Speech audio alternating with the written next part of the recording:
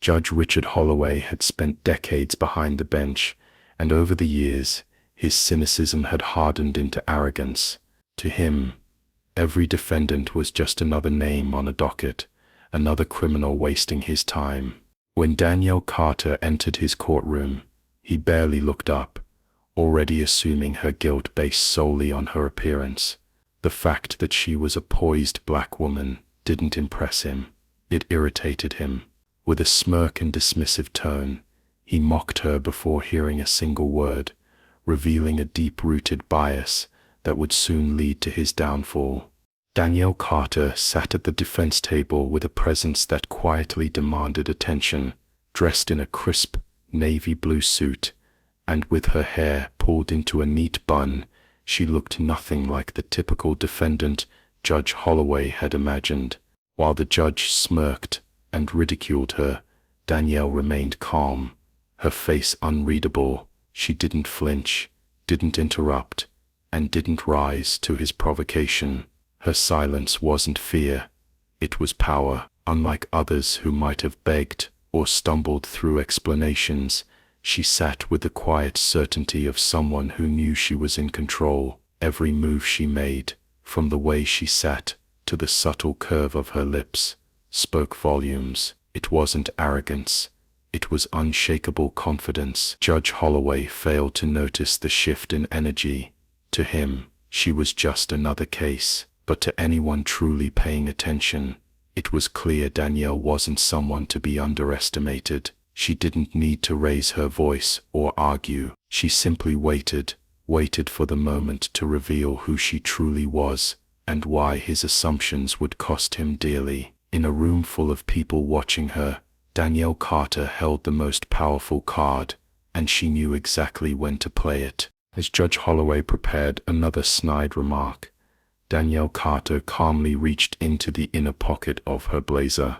The bailiff instinctively tensed, and the judge rolled his eyes, ready to lecture her about reckless behavior.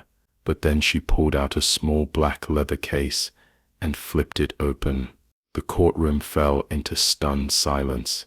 Inside was a golden badge, gleaming under the courtroom lights, with the unmistakable words, "United States Secret Service."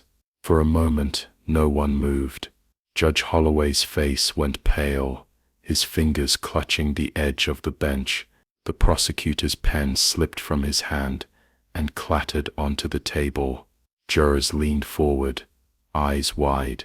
Danielle placed the badge on the table deliberately, like a final decisive move in a chess game. "My name is Special Agent Danielle Carter," she announced clearly.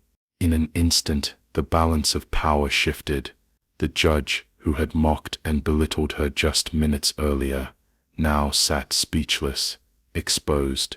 This wasn't a routine case anymore. It was the unraveling of a man's authority at the hands of someone he had gravely underestimated. The courtroom had never seen anything like it, and Judge Holloway knew his career would never recover.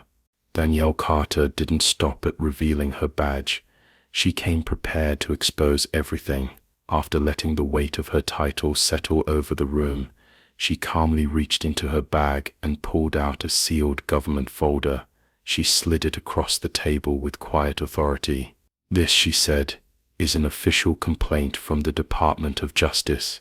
Inside was a detailed account of the unlawful actions taken by the officers who arrested her, fabricated reports, procedural violations, and the blatant failure to verify her identity. Judge Holloway's face tightened, his confidence slipping away with every word.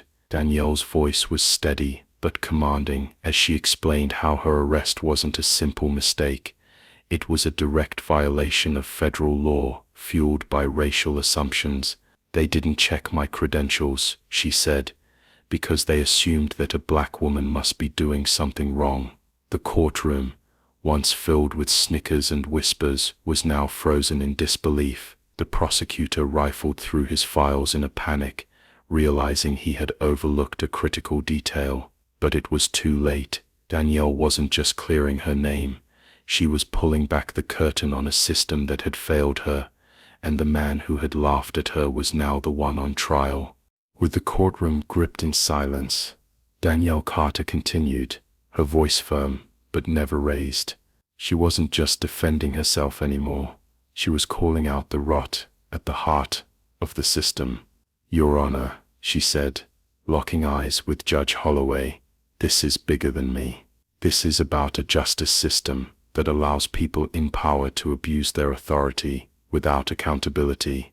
Her words struck deep. She explained how the officers who arrested her made no effort to verify her identity, acting on the assumption that a black woman in a certain neighborhood must be guilty. That assumption had led to a night in jail, a falsified report, and public humiliation, all because of the color of her skin. She turned her gaze to the jurors, and then back to the bench. "And now I find myself in front of a judge who laughed at me before hearing any evidence." The impact of her statement was immediate. You could feel the shame settling over the room like a heavy fog. Danielle wasn't just confronting Judge Holloway, she was confronting generations of unchecked prejudice. In that moment, she stood not only as a Secret Service agent, but as a voice for everyone ever silenced by bias in a courtroom. Danielle Carter had turned the entire courtroom on its head. What started as a routine hearing now felt like a reckoning. As the weight of her words settled in, the prosecutor sprang to his feet, visibly shaken. "Your Honor," he stammered, "in light of this new information, the prosecution moves to drop all charges against Agent Carter." Judge Holloway, once smug and unbothered, looked like a man unraveling. His lips tightened into a thin, bloodless line as he struggled to maintain composure. He glanced around the room, but there was nowhere to hide. With his voice low and unsteady, he muttered, "Case dismissed," and brought the gavel down. But for the first time in his long career, it wasn't his authority that commanded the courtroom. It was hers. Danielle stood, collected her documents, and prepared to leave.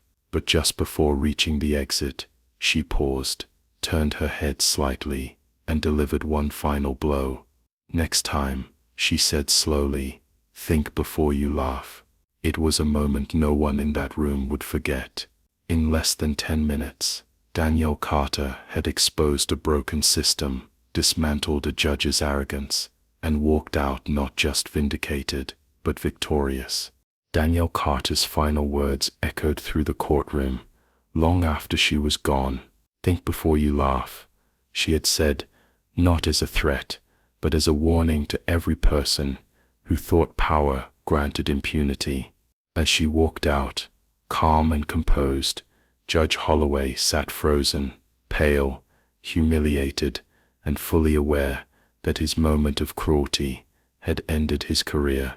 The once confident gavel he had slammed down now symbolized his defeat. Danielle didn't just win a case, she left behind a message etched into every wall of that courtroom. Underestimating the wrong woman comes with consequences.